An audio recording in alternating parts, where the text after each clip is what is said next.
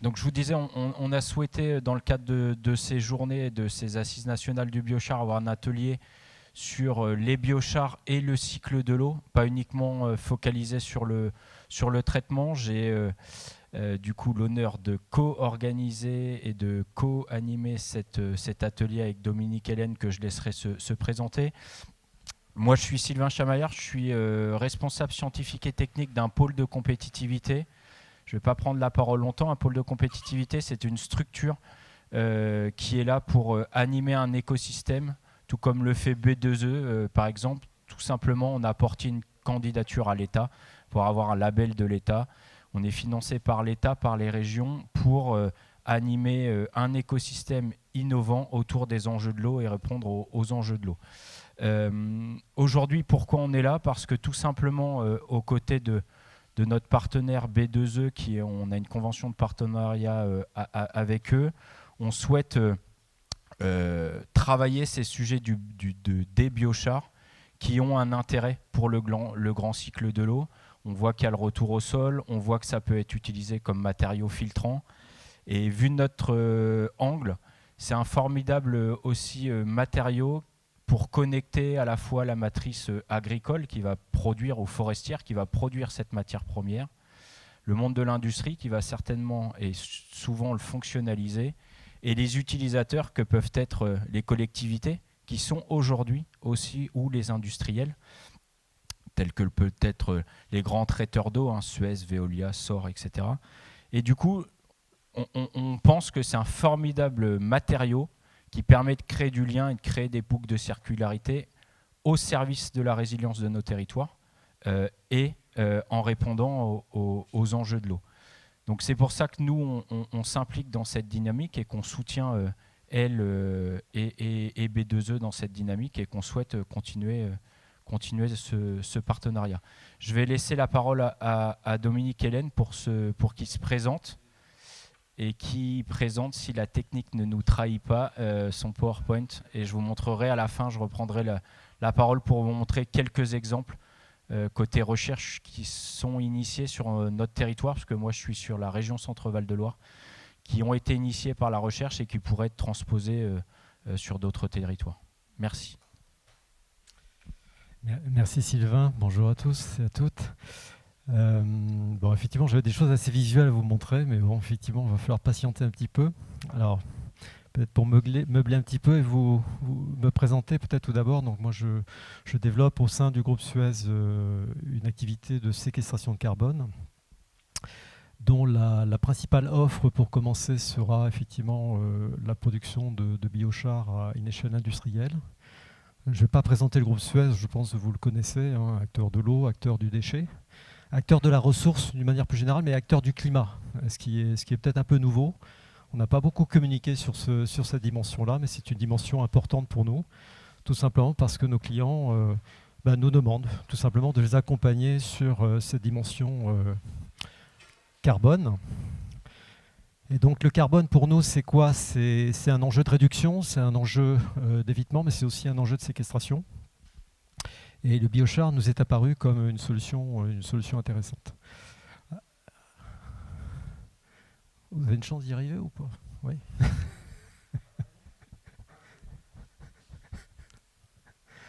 Ah, ça marche.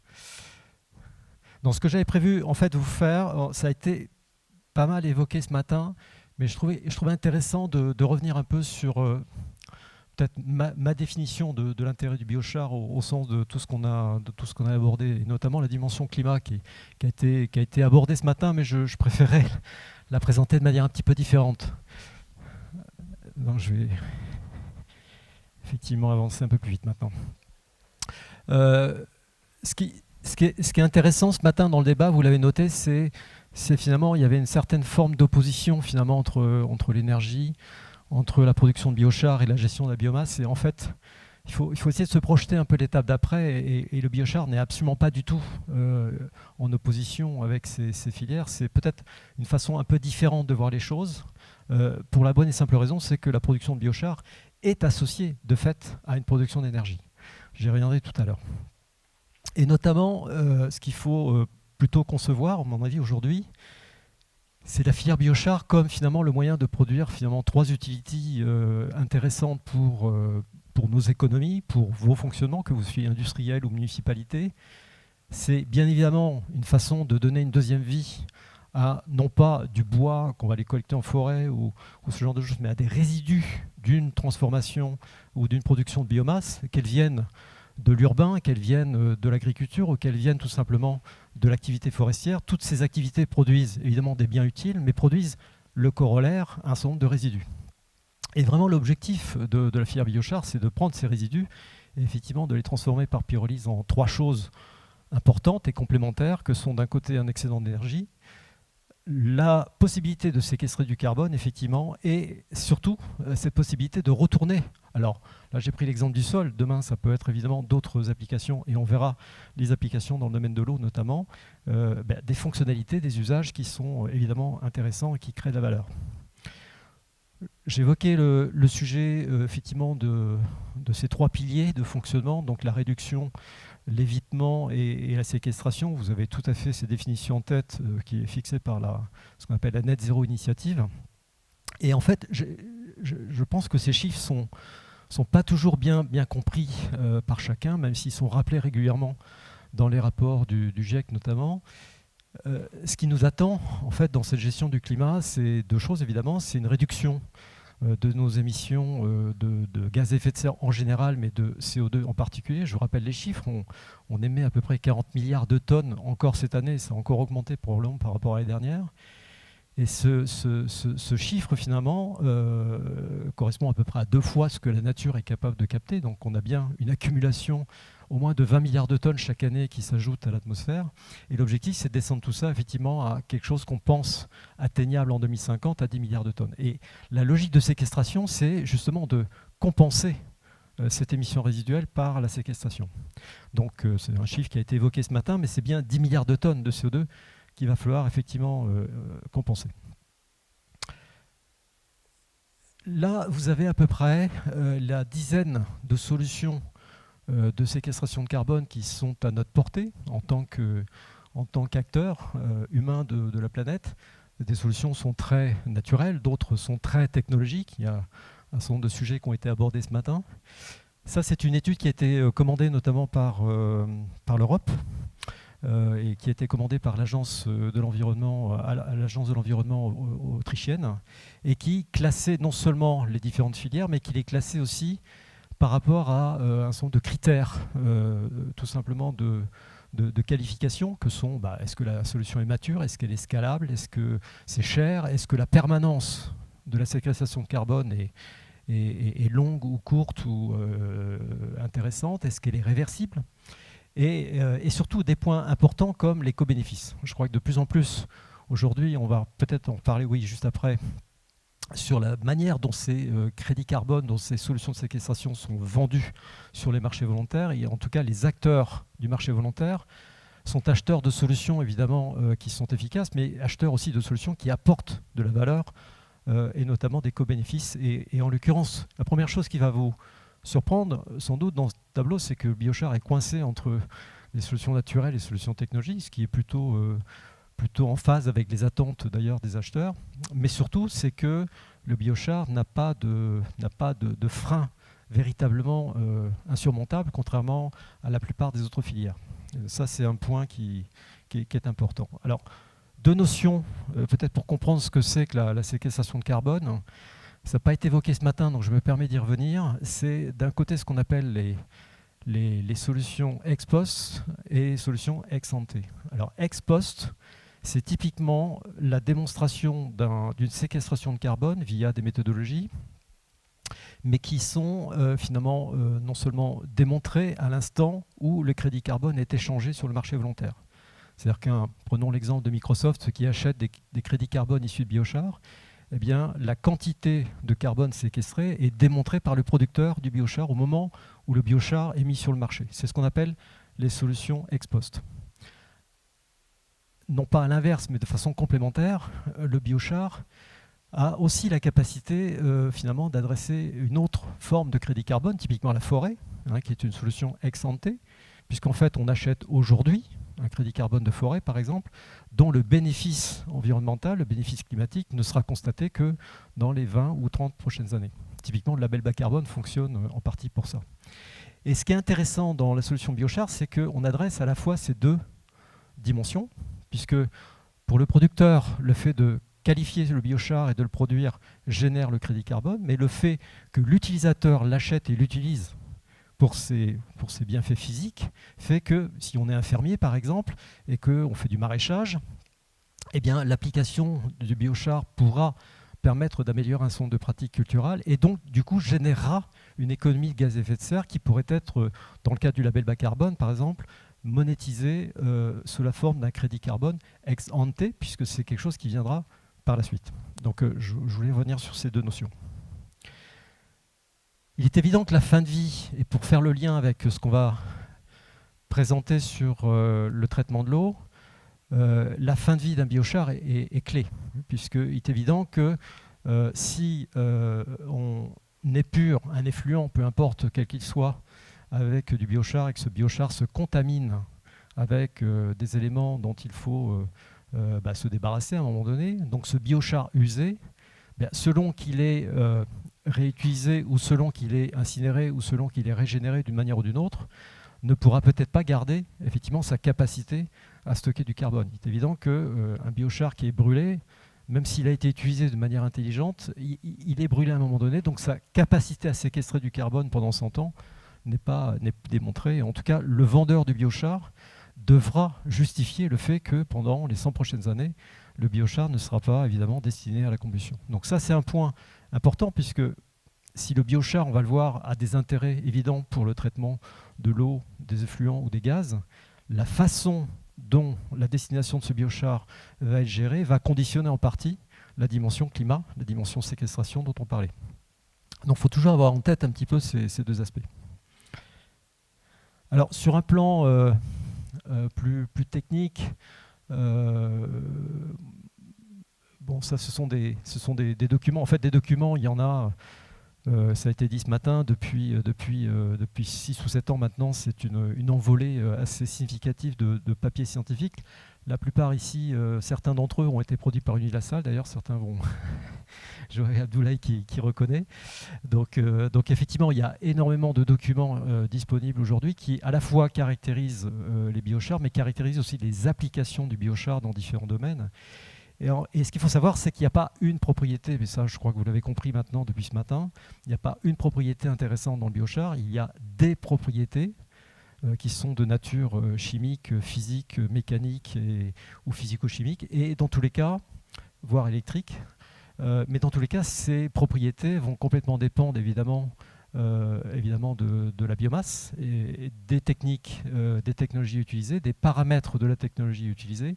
Et il est évident que les applications qui vont découler de l'usage de ce biochar vont évidemment tirer parti de ces différentes propriétés. Mais en tout cas, vous pouvez voir globalement que la science non seulement est assez précise sur la manière dont on pense que les mécanismes effectivement du biochar peuvent agir ou interagir avec leur milieu.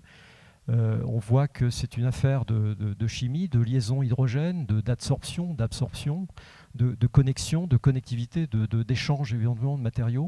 Et tout ça évidemment peut adresser, je n'ai pas mes lunettes, désolé, mais je vous laisse voir, peut adresser effectivement différents enjeux et notamment différents aspects de caractérisation. On parlait tout à l'heure avec Mathieu exposait la nécessité de disposer de méthodes de caractérisation de ce biochar.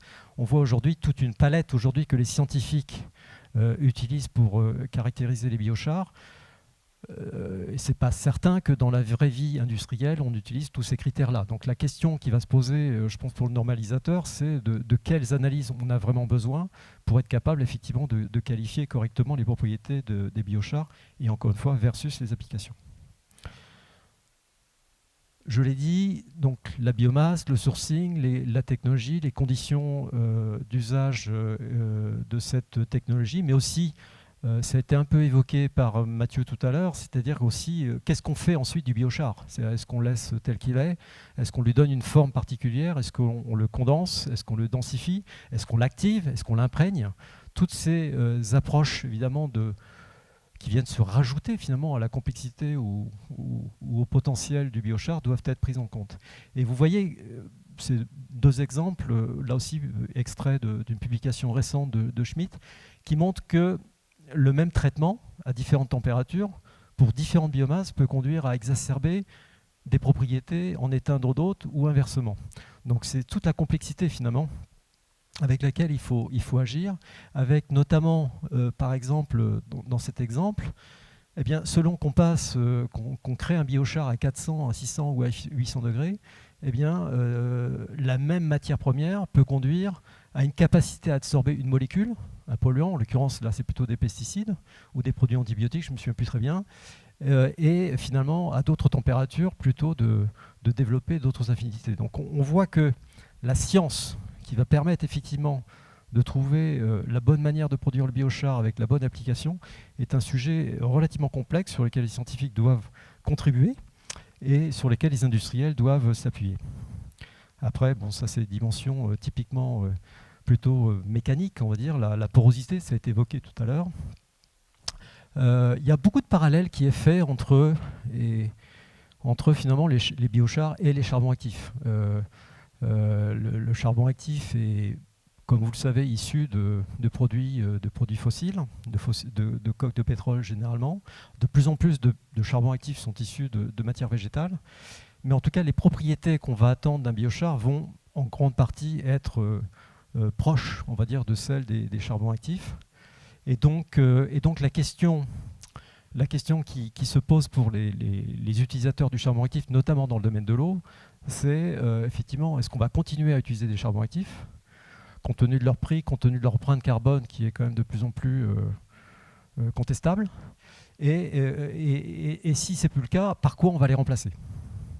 Et en l'occurrence, c'est là où effectivement la dimension biochar prend toute son épaisseur, puisque la plupart des acteurs aujourd'hui des effluents, du traitement des effluents notamment, et du traitement qui vise notamment à éliminer des traces de polluants ou d'éléments indésirables dans des flux gazeux ou des flux liquides, eh bien, vont chercher petit à petit à remplacer les charbons actifs par des produits plus nobles d'un point de vue carbone, mais aussi, si possible, aussi efficaces et surtout moins chers.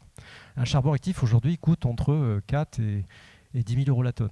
Donc il est évident que si on arrive à remplacer ces produits par des produits plus acceptables et en plus moins chers, même si effectivement l'efficacité n'est pas tout à fait au niveau de celui d'un charbon actif, il y a une tentation très très forte. Et c'est dans ce cadre-là, évidemment, qu'un groupe comme Suez ou tout autre acteur impliqué dans le traitement des effluents, évidemment, est intéressé également par ce genre de filière. Ce n'est pas la seule application que nous visons, mais en tout cas, c'en est une sur laquelle il y a certainement des choses intéressantes à faire. Alors, notamment pour fixer un peu plus l'attention dans le domaine du traitement des eaux, là, je vous ai juste mis, pour rappel, ça a été un peu dit ce matin, l'intensification, on va dire, de la recherche effectivement, qui est menée dans ce domaine. Et là, je n'ai pas mis les papiers asiatiques, puisque là, le graphe sinon serait 5 fois au-dessus. Donc il y a une production scientifique absolument incroyable aujourd'hui, en Chine notamment.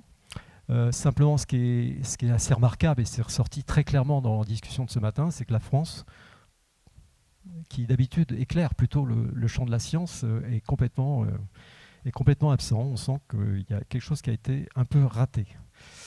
Sans commentaire. Et donc sur le sujet, effectivement, quand on fait une recherche un peu plus thématique, ça a été en partie présenté ce matin, on voit qu'il y a deux grands pôles finalement qui ressortent dans cette affaire, le pôle sol, et puis effectivement le pôle de l'ensemble des réactions qui sont attachées au traitement de l'eau, hein, que ce soit effectivement les systèmes d'absorption et autres. Donc on voit qu'il y a deux drivers aujourd'hui.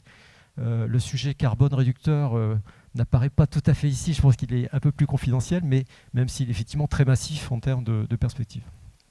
En tout cas, la thématique de l'eau et des effluents est clairement ciblée aujourd'hui par les papiers. Alors, je n'ai pas le détail de ce que représentent les papiers scientifiques sur le traitement de l'eau, mais c'est probablement une part significative du cumul de documents que vous avez vu tout à l'heure. Et à chaque fois, les sujets sont un peu toujours les mêmes, c'est-à-dire que les paramètres que le biochar est censé aller complexer ou être associés de manière plus ou moins étroite, c'est évidemment des minéraux, en l'occurrence certains fertilisants, notamment ammoniaqués. les ions, évidemment, qui sont à la fois des constitutifs de l'eau, mais aussi des sols. Ce sont des métaux, avec une certaine spécialité sur un certain nombre d'entre eux. Toute la famille des polluants organiques, hein, qui soient issus de la chimie classique, de la santé, des perturbateurs endocriniens, notamment des produits pharmaceutiques, antibiotiques et autres, et également toute la famille des phytosanitaires, évidemment, qui sont concernés. Les pigments également sont des sujets, effectivement, que les biochars sont étudiés, en tout cas, pour en être capables d'en absorber une partie. Et je pourrais rajouter également les PFAS, les PFOS, comme vous le savez, c'est le nouveau scandale sur lequel effectivement nous allons devoir travailler très dur dans les prochaines années, qui est un sujet très connu d'ailleurs aux États-Unis. Hein. L'Europe le découvre un petit peu, mais sur lequel il y a effectivement des travaux à faire. Et il semblerait, là aussi, que les biochars aient une certaine capacité à capter ces matériaux. Après, il y a les micro-organismes, évidemment, et puis ne pas oublier également la propriété filtrante, hein, puisque un biochar, c'est un matériau structuré, et donc mis en œuvre dans un procédé adéquat permet effectivement d'apporter une capacité de filtration.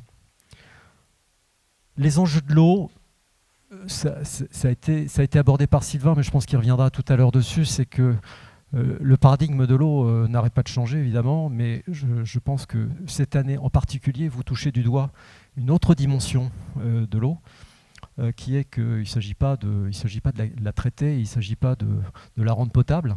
Le sujet est devenu bien plus compliqué que ça.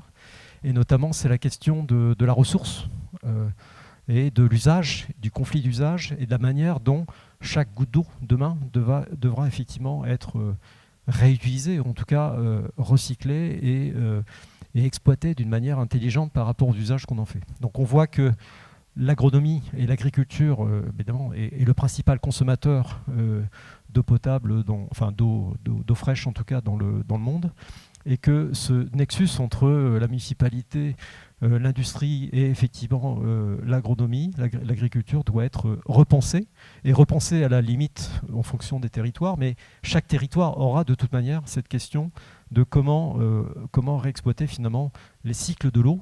Et alors on parle de petits cycles, on parle du grand cycle, peu importe le nom. Dans tous les cas, on pense que cette eau, finalement, bien qu'elle soit utilisée par l'agri, la municipalité ou l'industrie, va générer un certain nombre d'effluents, va générer un certain nombre d'eau usagée ou d'eau pré-traitée ou retraitée ou destinée à retourner finalement à l'environnement. Mais avant de retourner à l'environnement, la question sera de savoir comment on peut la réutiliser effectivement. Donc c'est le besoin de développer ce qu'on va appeler des étages de polishing ou de purification de l'eau, non pas pour transformer une eau usée en eau claire, mais tout simplement de transformer une eau claire traitée, mais qui n'est pas propre à des usages, en une eau qui soit effectivement réutilisable pour d'autres usages en cascade. C'est un enjeu qui est clé. Je crois que le reuse, par exemple, en France, ça doit représenter 1 ou 2 cas très expérimentaux. Il est évident que si on avait cette discussion pour le moment dans 10 ans, ce n'est pas 2 cas qu'il y aura, ça sera peut-être la généralité. Et on voit que ce reuse, qu'il soit vers l'agriculture, ou qu'il soit vers la recharge de nappes, ou qu'il soit tout simplement vers la municipalité, je crois que Sylvain a un exemple où on montre finalement que réutiliser de l'eau pour un usage paysager, par exemple dans les municipalités, c'est pas de la rocket science, hein, comme on dit, c'est une évidence, et pourtant on ne le fait pas. Et donc on voit que tous ces usages ou réusages de l'eau vont devoir finalement reposer sur des pratiques de traitement peut-être low cost, ou en tout cas plus simple que simplement mettre des membranes et remettre des stations d'épuration dont on n'aura pas évidemment ni les moyens ni la ressource. Et encore une fois, il s'agira à chaque fois de traiter des traces, puisqu'encore une fois, une eau qui est traitée derrière une municipalité ou derrière un industriel est de fait traitée. Donc alors, il y a certainement encore des traces sur lesquelles il faut agir, et c'est dans ce cadre-là effectivement que nous pensons, et les travaux qu'on trouve dans la science et dans la littérature le montrent clairement, le biochar aura probablement un avenir intéressant à développer. Et on voit, on vous a mis quelques exemples de connexions, on pourrait en rajouter bien d'autres. Mais on voit qu'effectivement, le biochar, vous avez compris, hein, c'est les petites taches noires où on pourrait imaginer un procédé effectivement de traitement d'eau sur la base d'une filtration ou sur la base d'une absorption effectivement par le biochar. Voilà un petit peu le message qu'on voulait partager avec vous.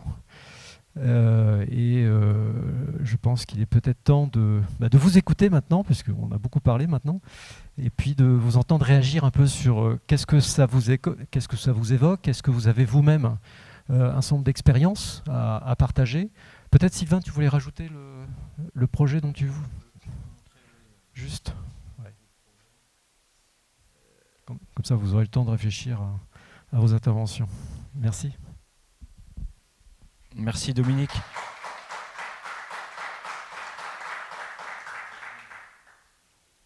Alors, je ne suis pas chercheur, mais je vais essayer de vous montrer 2 projets qui ont été initiés par le pôle et je ne vous présenterai pas les résultats, mais je vous donnerai les coordonnées du chercheur. Juste avant, peut-être rebondir sur ce que disait Dominique dans les enjeux de l'eau. Ça cristallise un petit peu autour des enjeux quantitatifs aujourd'hui, même si le lien entre... Alors, pour illustrer le sujet quantitatif, hein, en France, il tombe à peu près 500 milliards de mètres cubes par an. Ça n'avait pas beaucoup changé jusqu'à l'année dernière. L'année dernière, il est tombé 384 milliards de mètres cubes d'eau, soit 25% en moins. On a monté un peu les températures, ce qui fait qu'on a augmenté les évapotranspirations. Donc on cristallise les tensions au niveau du partage de l'eau et de la gestion de la ressource et de la préservation de la ressource sur les territoires. Et pourquoi je vous amène à ça? C'est parce qu'on va arriver au traitement. C'est-à-dire que si on diminue les volumes disponibles, forcément, on va avoir à un moment donné un problème de concentration dans ces volumes d'eau. Et on sait que même si les directives européennes et même si les agences de l'eau nous préconisent de réduire les émissions et de substituer les molécules, on sait très bien qu'à la cadence de production actuelle de notre industrie et à la cadence de modification des process industriels, on sait que sur les 20-30 prochaines années, on aura toujours des émissions de molécules, des molécules qu'on ne connaît pas. Et il faut arrêter de vouloir aller traiter toutes les molécules qui vont sortir. Il va falloir aller cibler, comme le disait, des molécules avec ce lien dose-effet qui pose problème sur des sujets endocriniens, sur des sujets de résidus médicamenteux, etc., etc. Donc, il est important de réfléchir, d'augmenter et de substituer des traitements qui ont été faits hier par des procédés qui coûtent cher aujourd'hui, puisque vous entendez parler aussi de plus en plus sur le sujet eau, de ce nexus entre l'eau et l'énergie qui prend tout son sens avec le biochar. Et c'est un formidable aussi point, trait d'union, si je peux me permettre, entre la séquestration carbone, l'empreinte carbone et l'empreinte eau. Il n'y a pas de sens, à mon sens, de parler d'empreinte carbone sans parler d'empreinte eau, de parler d'empreinte eau sans empreinte carbone, parce que vous pouvez faire des choix qui sont dramatiques pour l'un ou pour l'autre si vous ne prenez qu'un angle d'attaque. Je veux juste vous illustrer ici 2 projets de recherche. C'est resté sur l'ancienne présentation. Voilà. 2 projets de recherche qui ont été initiés en région Centre-Val de Loire, portés par le CNRS et l'Université d'Orléans. C'est une UMR, donc une unité mixte de recherche, qui implique des laboratoires de recherche. Ici, vous voyez un ICMN, c'est un laboratoire spécialisé sur les combustions et le carbone. ICAR, un autre laboratoire spécialisé sur ces sujets-là. Le BRGM que je ne présente pas, je pense aujourd'hui que tout le monde connaît le BRGM sur la caractérisation, notamment des mines, mais essentiellement sur la caractérisation des eaux souterraines. Jacobi Carbone sur la production. Et l'idée, c'était d'utiliser des plateformes expérimentales financées par la région Centre-Val de Loire pour avoir des carbones activés et en l'occurrence des biochars pour traiter les métaux à chlore et ses dérivés. Donc l'enjeu, c'était, je vous l'ai dit, on exacerbe avec le problème quantitatif les sujets de qualité d'eau et on a de plus en plus de résidus, notamment des pesticides dans les eaux, et on essaye de trouver des méthodes de substitution moins coûteuses mais tout aussi efficaces pour traiter ces volumes d'eau. Et donc l'objectif du projet était d'élaborer un carbone activé efficace, à la fois en termes de traitement, mais économiquement aussi intéressant pour l'absorption du métolachlore à partir de bioressources agricoles. Et la solution proposée était de contrôler, en fonctionnalisant, de contrôler la porosité, la fonctionnalisation de ces carbones activés pour atteindre des capacités d'absorption élevées pour pouvoir capter ces résidus. Et il y a une validation en mode dynamique, c'est-à-dire une validation qui a été faite dans des gros tankers à l'échelle métrique, qui sont des pilotes qui sont utilisables par tout industriel qui sont au BRGM. Ce qui est intéressant dans ce projet, c'est comment a été constitué le consortium en fait. Vous voyez qu'on a bien un industriel au milieu, mais vous avez à la fois des laboratoires de recherche extrêmement pointus au niveau académique, mais qui sont avec le BRGM, qui est quand même un EPIC, un établissement public à intérêt commercial, mais qui a du coup des projets de bien caractériser les ressources, mais aussi de les préserver et de trouver des modèles aussi de substitution pour mieux anticiper les problématiques, les problèmes de qualité. Donc ça, c'est le premier projet. J'ai les résultats, je ne vais pas vous les présenter parce que je serai dans l'incapacité d'être bien précis dessus. La seule chose que je peux vous dire, c'est qu'ils ont réussi à fonctionnaliser, ils ont réussi à capter les molécules cibles qu'ils souhaitaient, donc ça fonctionne. Maintenant, la vraie question qui reste, c'est souvent dans le monde industriel, ce sujet-là, c'est le changement d'échelle et l'industrialisation avec des effluents un peu plus chargés, les effets cocktails, etc. Là, on était sur une molécule bien ciblée. En tout cas, ils ont réussi à capter à la fois la molécule mère et les métabolites, les dérivés. Le deuxième sujet que je voulais vous mettre en avant, c'est un projet qui a été un peu évoqué par Dominique. Oui. Il me reste 2 slides et je vous laisse la parole. Le deuxième sujet qui illustre bien ce que montrait Dominique comme le biochar utilisé à plusieurs échelles. Là, en l'occurrence, je vais aller un peu plus loin. Le projet, c'était d'élaborer des biochars et des charbons actifs efficaces. Alors, vous voyez que c'est le même porteur, il a gardé des mots-clés au départ. Mais l'idée, là, c'était d'utiliser des biochars pour aller traiter en traitement tertiaire à la suite d'une station d'épuration à Orléans en vue de l'arrosage du parc floral pour substituer des prélèvements d'eau potable qui sont utilisés aujourd'hui pour arroser. Et l'objectif, c'était de voir l'efficacité en fait, des biochars en termes de traitement et les abattements que ça fait sur les polluants émergents pour s'assurer que l'eau après aspercée soit de bonne qualité et que le biochar soit efficace. Le consortium, et ici c'est ce que je trouve intéressant, alors je vais engager ma réflexion que personnelle et pas celle de ma structure, mais ce que je trouve intéressant, c'est ce que j'illustrais en préambule, c'est en fait cette problématique permet de revaloriser quand même le monde agricole et les produits qu'elle génère, malgré qu'on stigmatise sur l'impact du monde agricole. On voit que ça peut générer quand même des coproduits qui puissent être utilisables par des industriels, tels que Jacobi ici illustré dans le consortium, et utilisables après par une métropole qui va, elle, utiliser ce coproduit ou ce produit généré par la matrice agricole pour l'utiliser pour traiter ses eaux ou des effluents pour un industriel. Donc je trouve que le niveau de circularité et la réflexion à l'échelle territoriale, elle a du sens, et certainement aussi pour l'aménagement du territoire et la résilience du territoire. Donc voilà ce que je voulais vous illustrer. Je reste du coup à votre disposition avec Dominique pour prendre les questions.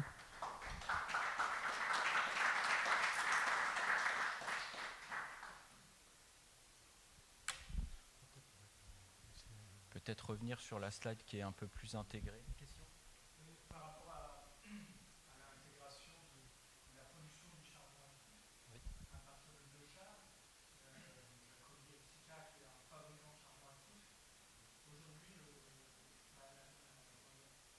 la matière première, quel est le niveau de process industriel pour la faire passer du statut de biochar au statut de charbon actif? Est-ce qu'il y a d'autres étapes qui sont nécessaires? J'imagine que oui. Est-ce que spécialistes bien plus armés que moi dans la salle, je pense, sur le sujet. Sylvain, tu as des choses à dire là-dessus? Non, mais les techniques d'activation, enfin, elles sont relativement connues, hein. Il y en a. Pour l'instant, enfin, ce que j'en sais, en tout cas, je ne suis pas activateur de Biochar, donc je ne peux pas vous le dire, mais je pressens que les techniques sont les mêmes. Donc ça va, traitement acide, traitement de base, à la vapeur, avec des greffons, enfin voilà, c'est des choses assez... En fait, ça doit être orienté normalement l'activation vers la cible, hein, qu'on souhaite obtenir, hein. Si on veut, par exemple, capter de l'H2S dans un biogaz, on ne va pas faire la même activation que... Après, il y a aussi la dimension physique qui importe également, hein, entre le charbon actif grain ou poudre. Les usages non plus ne sont pas les mêmes. Les coûts ne sont pas les mêmes non plus. La mise en œuvre n'est pas la même. Donc, et puis la cible n'est probablement pas tout à fait la même non plus. Donc c'est tous ces aspects-là, mais sur lesquels effectivement l'industrie du charbon se questionne, hein, sur ce sujet, parce que les prix ont beaucoup augmenté. Parce qu'il faut beaucoup d'énergie en fait, hein, pour faire un charbon actif, donc forcément ça se ressent dans le prix. L'empreinte carbone est juste détestable, hein, c'est 10 tonnes par tonne, enfin c'est un truc pas possible. C'est aussi une logistique internationale qui n'est pas bonne, parce que la plupart du temps, il y a quelques fabricants en France, mais la plupart du temps le matériel vient de très loin, et d'Asie en général, hein. Les principaux producteurs sont en Chine, en Inde ou en Turquie. Donc tout ça fait que, et le prix, donc fait qu'aujourd'hui, moi je ne peux pas vous donner plus de détails, c'est confidentiel, mais il y a des boucles de traitement aujourd'hui de flux gazeux chez nous, enfin chez Suez, qu'on ne pourra plus faire à l'avenir parce que le prix des charbons actifs est devenu tellement important que la filière n'est plus rentable. Et pourtant, c'était des boucles vertueuses qui permettaient de valoriser un certain nombre de gaz et autres. Donc on voit qu'il y a un vrai questionnement aujourd'hui de la filière sur l'avenir du charbon actif pour toutes ces raisons-là. Et c'est à ce moment-là, effectivement, que le biochar apparaît comme une alternative intéressante. Alors, la vraie question, elle n'est pas neutre, hein, c'est pour passer d'un biochar à un charbon actif, entre les deux, il y aura forcément une perte de carbone, très probablement. Et qui dit perte de carbone dit que, effectivement, si vous vous souvenez de l'exemple de Expost tout à l'heure, si le producteur de biochar le vend à un activateur de biochar pour en faire du charbon actif, le crédit carbone ne va pas être le même, hein. Donc là, il va falloir recadrer un peu le sujet. Voilà.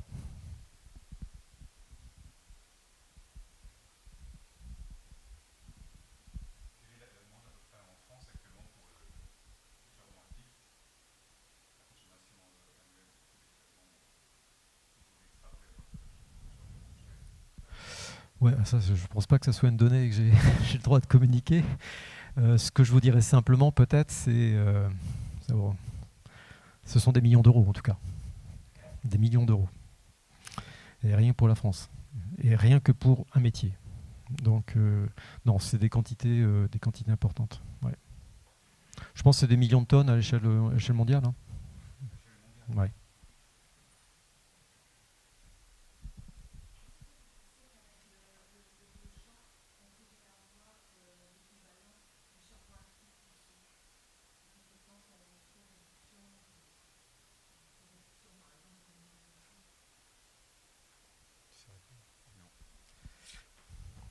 Je suis désolé, je ne sais pas répondre à cette question.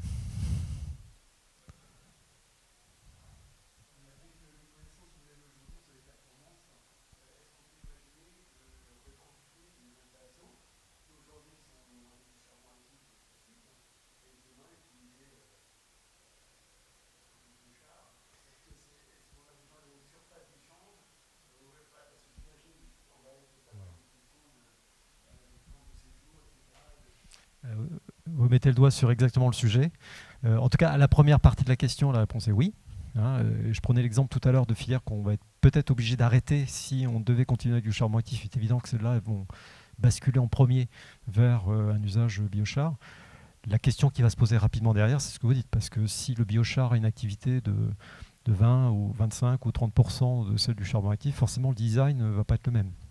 Mais la technologie du charbon actif est assez simple en fait, hein. Ce sont des contacteurs gaz liquide enfin gaz solide ou liquide solide.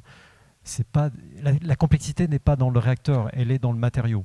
Et donc rajouter une gamelle, entre guillemets, ou 2 ou 3, pour rajouter des contacteurs supplémentaires, des surfaces d'échange supplémentaires, fondamentalement, c'est pas le problème, en fait, je pense pas.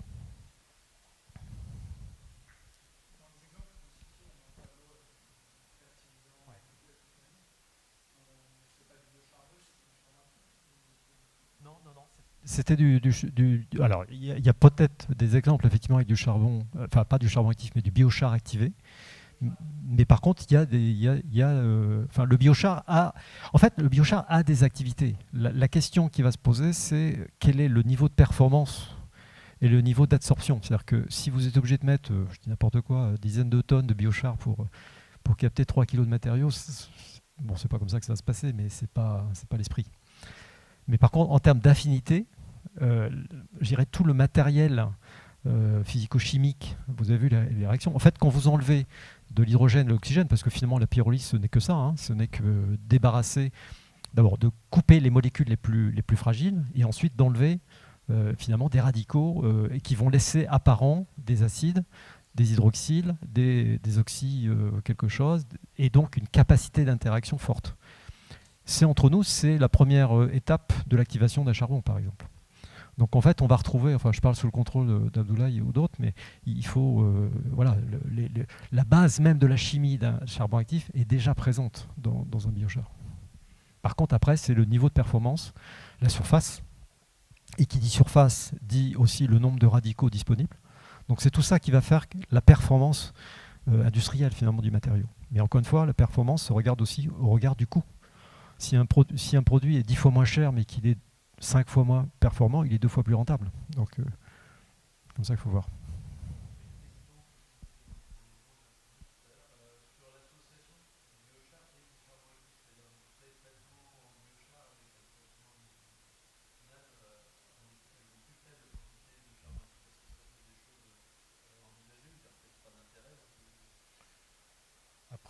Après, il faut juste revenir à la base de la motivation. C'est-à-dire que si un industriel a décidé de se débarrasser du charbon actif, est-ce que c'est définitif ou est-ce que c'est partiel? Mais sur le principe, voilà, exactement. Et puis la cible économique, technique envisagée.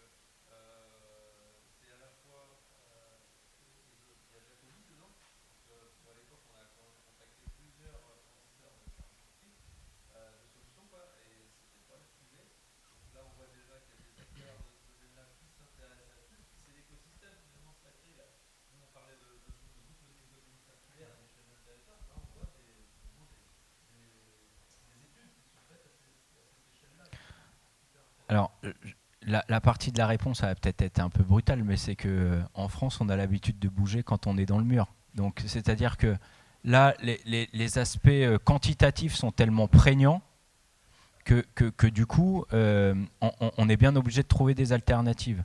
Et l'alternative du biochar, typiquement dans le domaine de l'eau, je ne dis pas qu'on n'y pensait pas avant, mais quand je vous ai présenté les problématiques quantitatives, l'accélération et l'emballement du changement climatique apportent et nous obligent à réfléchir différemment.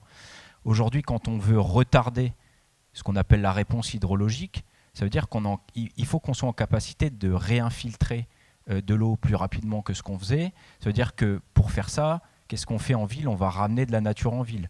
Donc on va désimperméabiliser, on va ramener du ligneux donc, qui va être utilisé. Il semble, alors ça va peut-être être aussi un peu brutal, mais j'ai pas de langue de bois, dans l'agriculture, on a souvent posé le problème de dire ah ouais, ben, aujourd'hui il n'y a plus d'eau, il n'y a plus de disponibilité en eau dans mes sols, et bah oui, on a mis des tuyaux pour évacuer tout très rapidement et on a coupé toutes les haies. Et aujourd'hui, on se pose la question de financer à l'Europe de manière massive les études où on monte par les études HMUC, hydrologie, milieu, usage, climat, que les bandes enherbées, les haies, sont bénéfiques en termes d'auxiliaires, donc réduire les émissions d'intrants, et sont bénéfiques pour la biodiversité, pour l'infiltration de l'eau, la production de biomasse, etc. Donc en fait, cette réflexion à l'échelle d'un territoire a amené à la fois à essayer de limiter les risques quantitatifs et qualitatifs, mais on a une production et un gisement, entre guillemets, végétal, qui devient supérieur à ce qu'on avait, et on va certainement, alors après, je ne suis pas spécialiste sur la diversité des variétés, comment on les fonctionnalise, comment ils vont être efficaces ou pas. En tout cas, on ne peut pas s'interdire de réfléchir à toute la biomasse qui va être ramenée en ville et de son utilisation, comment elle pourrait être utilisée dans un premier step pour traiter, filtrer de l'air, de l'eau, etc. dans nos process, avec des boucles circulaires, et derrière, un retour au sol pour un bénéfice. Je ne suis pas tout à fait d'accord sur le fait, ces sujets biochar, premiers horizons, est-ce que c'est bénéfique ou pas, est-ce que ça donne une disponibilité ou pas à la plante, ça augmente la surface spécifique, ça c'est clair. Est-ce que l'eau est disponible ou pas pour la plante, c'est un autre sujet à caractériser. En tout cas, je pense que cette matrice, en tout cas, il faut qu'on y réfléchisse à la fois pour un premier usage qui est le traitement, et un deuxième usage qui est clairement sa valorisation, soit dans l'agronomie, soit sur ce qu'on en fait sur son retour. Et je trouve que la réflexion au niveau de l'eau, de réfléchir à quelle est la quantité d'eau qui a été utilisée pour produire de la biomasse végétale, mais qu'est-ce que ça va permettre aussi derrière de filtrer ou de séquestrer en carbone, ça c'est un vrai sujet. Ces équilibres économiques et ces équilibres empreinte environnementale, empreinte carbone, empreinte eau, c'est quelque chose qui est à regarder, et notamment à l'échelle d'un territoire. Je voulais peut-être juste rajouter un point. Jacques sait de quoi je parle sans doute, mais je ne l'ai pas évoqué bien, je pense, dans la présentation. C'est sur les effluents agricoles, par exemple. La plupart du temps, et notamment en Bretagne, on est sur des excédents azotés et quelquefois aussi quelques petits polluants qui viennent par là. Et effectivement, qui peuvent être des micro-éléments, d'ailleurs, pas accessoirement. Et on voit que imaginez effectivement que l'étape biochar rencontre les effluents agricoles peuvent être une manière finalement à la fois de les débarrasser d'un certain nombre d'excédents qui vont conduire à de l'eutrophisation par exemple, si on les laisse aller plus loin leur destinée, et au contraire devenir un ingrédient finalement pouvant être réintégré par exemple dans des composts ou dans des matrices qui sont plutôt pauvres finalement en azote et qui au contraire se valorisent par la teneur en azote. Donc on voit qu'il y a des chintes possibles entre le municipal quelque part et l'agricole, hein, donc on revient encore une fois sur cette économie circulaire, et le biochar est un média finalement assez simple à mettre en œuvre entre une exploitation agricole et effectivement une installation de compostage par exemple. Donc ce sont des sujets aussi, il faut qu'on réapprenne peut-être à réfléchir à la manière dont chaque élément finalement est à sa place et peut être utilisé de manière intelligente. Et surtout transporter d'une filière vers une autre de façon efficace. Et transporter un biochar saturé en azote, c'est pas très cher et ça peut être très efficace et très rentable des deux côtés. Peut-être que Jacques veut rajouter un commentaire, non ? C'est ça.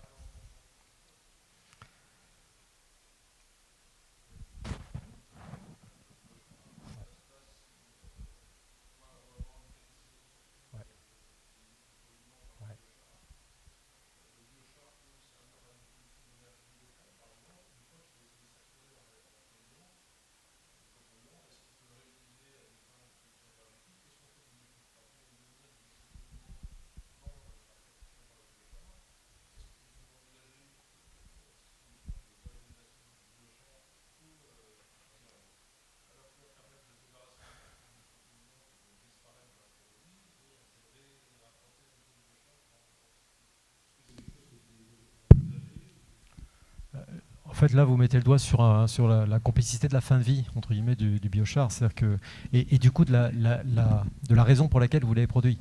Puisque si vous l'avez produit dans une perspective de stocker du carbone, évidemment, cette fin de vie que vous évoquez là va être soit problématique, soit au contraire répondre à la question.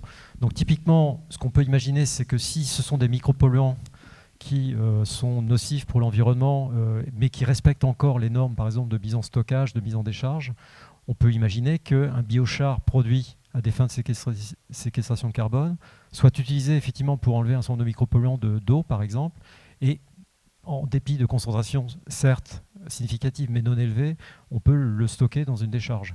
Dans la décharge, il n'aura pas d'effet négatif dans le sens où il ne va pas produire des gaz ou je ne sais quoi d'autre. Et là, on peut garder une certaine forme de conservation du carbone.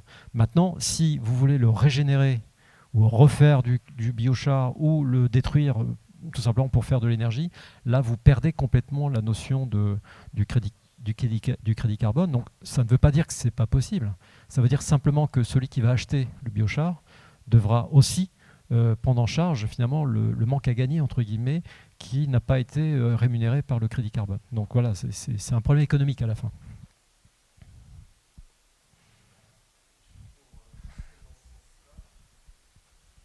Dans le sens de ce que disait Marc tout à l'heure, on imagine on a notre cartouche de charbon actif qu'on a habituellement. Et là, Marc parlait d'avoir une cartouche biochar préalable pour diminuer la cartouche charbon actif. Mais en fait, on peut penser à 2 cartouches de biochar, une qui va peut-être attraper ce que j'appelais ce matin les matériaux nobles et puis les matériaux plus polluants. Et puis la cartouche matériaux polluants, peut-être que la voie de valorisation, c'est l'énergie. Et puis la voie de valorisation de la cartouche éléments nobles, elle est vers l'agronomie. Mais voilà, c'est à méditer. Mais c'est évidemment des questions très importantes. Tout va être une question, pardon, c'est un peu fort, tout va être une question de traçabilité. C'est-à-dire que le producteur aujourd'hui d'un biochar doit, selon la méthode de certification qu'il a choisie, doit un niveau de traçabilité très très élevé. On va même jusqu'à de la blockchain quelquefois. Donc ça veut dire qu'effectivement, cette histoire de cartouche, par exemple, dans la mesure où on sait la tracer, effectivement, on sait remonter à une méthodologie qui saura l'accepter. Ouais.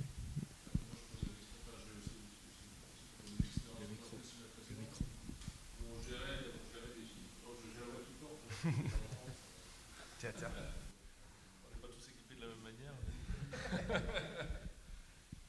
Ouais, en fait, j'achetais du charbon actif pour installer dans des filtres de piscines publiques avec des bassins olympiques où le charbon actif permettait de retenir pas mal de polluants et surtout les résidus d'oxydation par le chlore, chloramine, dichloramine et trichloramine qui sont cancérogènes, enfin qui ont pas mal de problématiques. Et du coup, on se posait toujours la question du devenir de ce charbon actif. On achetait un filtre de mémoire, c'était 7 tonnes par filtre, il y avait 7 tonnes de charbon actif. Je vous laisse imaginer la facture. Oui, alors là, le chlore, c'est encore autre chose. Parce que même d'un point de vue thermique, je ne suis pas sûr que la valorisation soit la bienvenue. En tout cas, c'est typiquement un produit qui va être détruit dans des installations d'incinération de déchets dangereux. Donc là, le chlore est un vrai poison compliqué. Mais ça remet en cause les traitements qu'il y a avant aussi, donc il faut peut-être parfois refaire un pas en arrière des fois pour faire 2 pas en avant. mais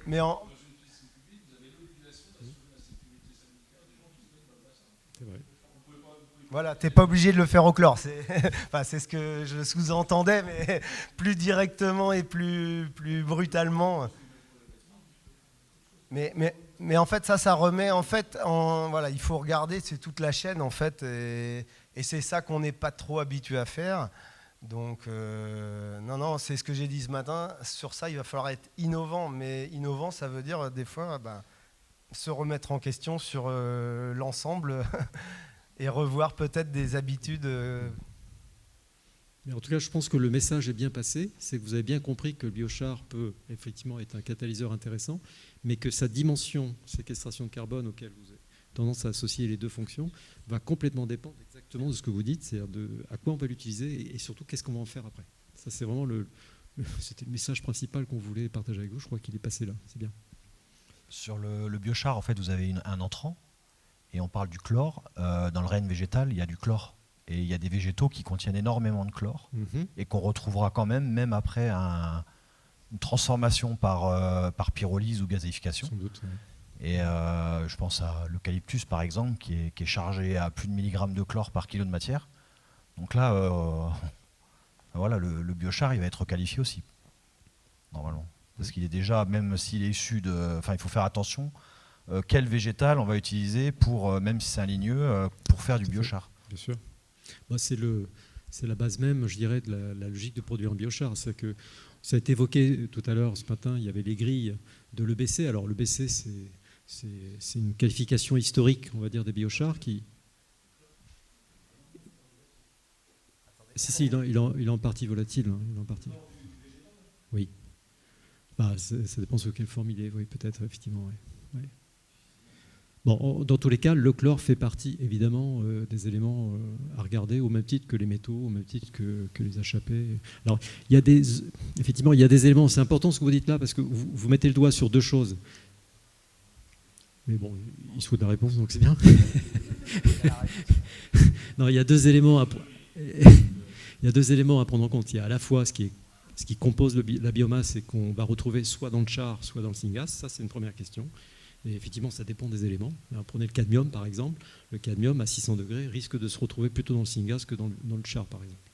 Donc voilà, ça, c'est la première chose. Et puis la deuxième chose après, c'est les polluants éventuellement qui pourraient apparaître dans le biochar liés à la pyrolyse et liés surtout à la technologie qui est utilisée.